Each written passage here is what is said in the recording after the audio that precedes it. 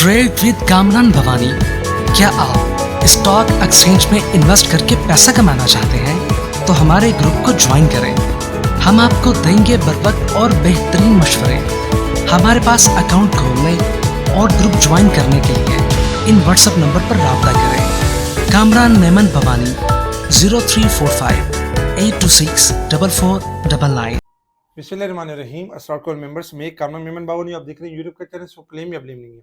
आज के इस वीडियो में हम बात करेंगे आखिरी रुकावट फिर मार्केट हाथ से गई, इसके ऊपर हम बात करेंगे। वीडियो स्टार्ट करने से पहले एक अच्छी बात, दरख्त जितना ऊंचा होगा इसका साया इतना ही कम होगा, इसलिए ऊंचा बनने के बजाय बड़ा बनने की कोशिश करें। अल्लाह ताला हम सबको कामयाबी और कामरानी से हमकनार करे और हमारी रोजी में बरकत वसअत अता करे, आमीन। वीडियो को स्टार्ट करते हैं। जैसे कि आज हमने देखा कि मार्केट थोड़ा बेहतर अंदाज में स्टार्ट रही और फिर इसके बाद थोड़ा लैकलस्टर भी हो गई पूरा दिन, और तकरीबन एक टाइम में मार्केट 1382 पॉइंट नेगेटिव तक गई, लेकिन फाइनली मार्केट ने पॉजिटिव क्लोजिंग दी और 883 पॉइंट प्लस के साथ 1,85,000 और 57 के करीब पॉजिटिव क्लोजिंग हुई। वॉल्यूम्स में कमी रही, 737 मिलियन के वॉल्यूम्स रहे, जो कि फ्राइडे से वॉल्यूम कम थे। फ्राइडे वाले दिन 802 मिलियन के वॉल्यूम्स थे।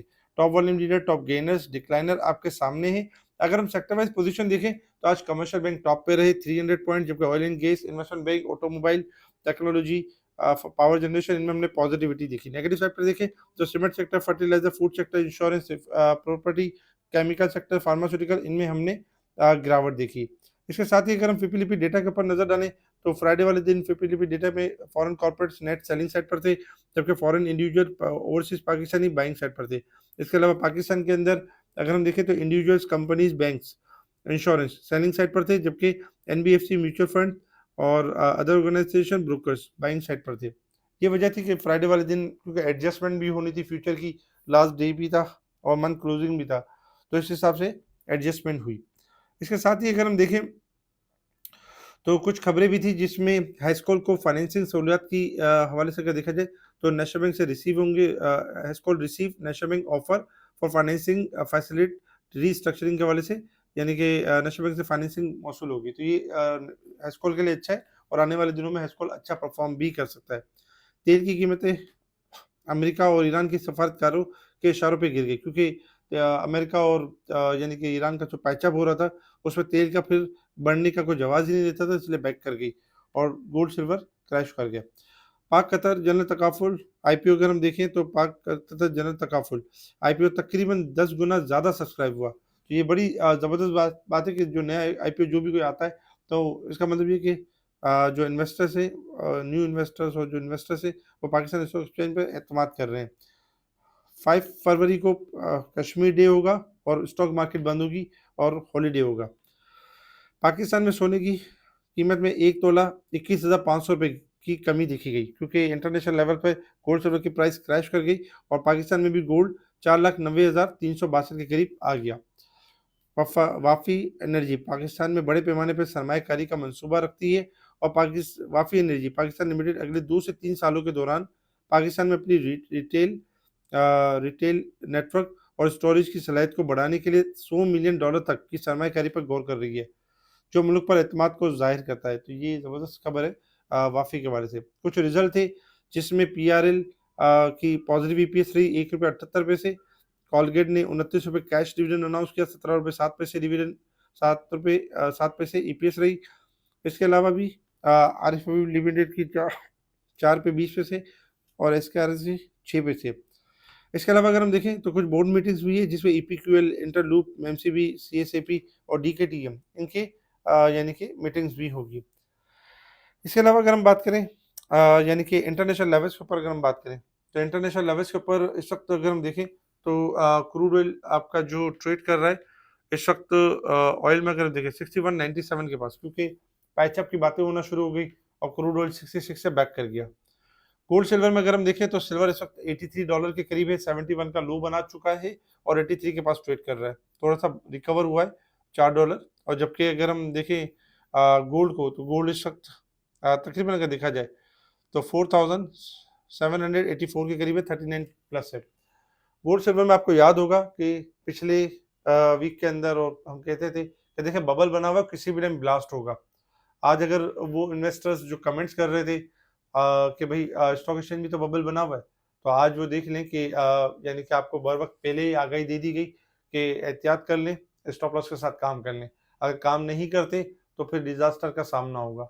और वही हुआ कि पूरा क्योंकि एक चीज़ थी कि वॉरेन बफेट का एक कॉल भी है, अगर आप देखें कोटेशन है कि जब सब सारे एक तरफ बाइंग की बातें कर रहे हों और सारे एक ही तरफ यानी तेज़ी कर रहे हों, तो उस वक़्त आप डरना शुरू कर दें, क्योंकि नहीं, अब जो है वो किसी भी टाइम गिरावट हो सकती है। इसी तरीके से जब बहुत ज़्यादा लोग फेयर में हों और बहुत ज़्यादा जैसे चीज़ डिस्काउंटेड हो जाती है, उस वक़्त अगर लोग लेते हुए डर रहे हों, तो उस वक़्त आप बाइंग में आ जाएँ। तो उस वक़्त ये होता है कि आपको जीतने का मौका मिल जाता है। ऐसे ही था कि सिल्वर और गोल्ड का अगर हम देखें तो बच्चे-बच्चे को ये पता चलना शुरू हो गया था कि सिल्वर लेके रख दें या गोल्ड लेके रख दें, ये बढ़ जाएगा ना। तो फिर यही था कि जब इस तरह की बातें होंगी, तो फिर डिज़ास्टर तो आना बनता ही था। इस वक़्त भी वोलेटाइल परफ़ॉर्म करेंगे, थोड़ा-सा रिकवर करते हैं, फिर सेलिंग प्रेशर आ सकता है, एहतियात के साथ ट्रेडिंग करें।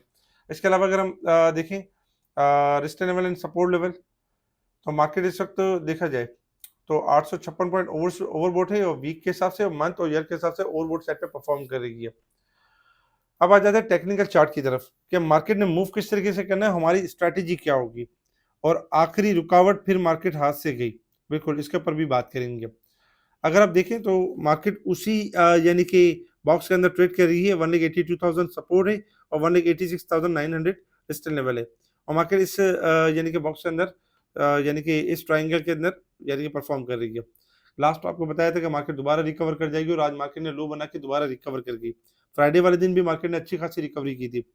मार्केट के पास एक आखिरी लेवल रह गया है 1,86,500। आज मार्केट ने एक रेजिस्टेंस लेवल टेस्ट किया 1,85,600, जो कि मार्केट क्लोजिंग नहीं दे पाई, लेकिन उसके करीब क्लोज रही है। अब कल के दिन में हमारे पास जो लेवल होगा 1,85,600 होगा और जो फाइनल लेवल होगा वो 1,86,300 है।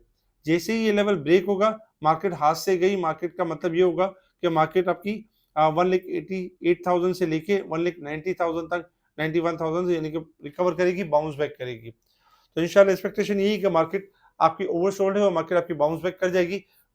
यानी कि कोशिश ये करें कि जब मार्केट आपके रेजिस्टेंस लेवल के करीब-करीब पहुंचे, तो आप प्रॉफिट टेकिंग लाज़मी किया करें, ताकि आपको दोबारा चीज़ें लेने को मिल जाती हैं।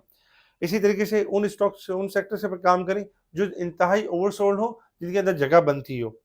कल के लिए हमारे जो यानी कि रेजिस्टेंस लेवल और सेलिंग जो सपोर्ट लेवल्स होंगे 1,84,000 और 1,80,000 सपोर्ट लेवल है। रेजिस्टेंस लेवल में 1,86,900 और 1,90,000 ये हमारे रेजिस्टेंस लेवल हैं, यानी कि यहाँ पे प्रॉफिट टेकिंग करनी चाहिए।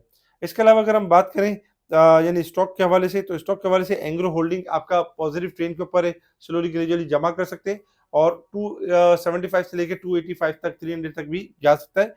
थोड़ा लॉन्ग वे में पॉजिटिव है।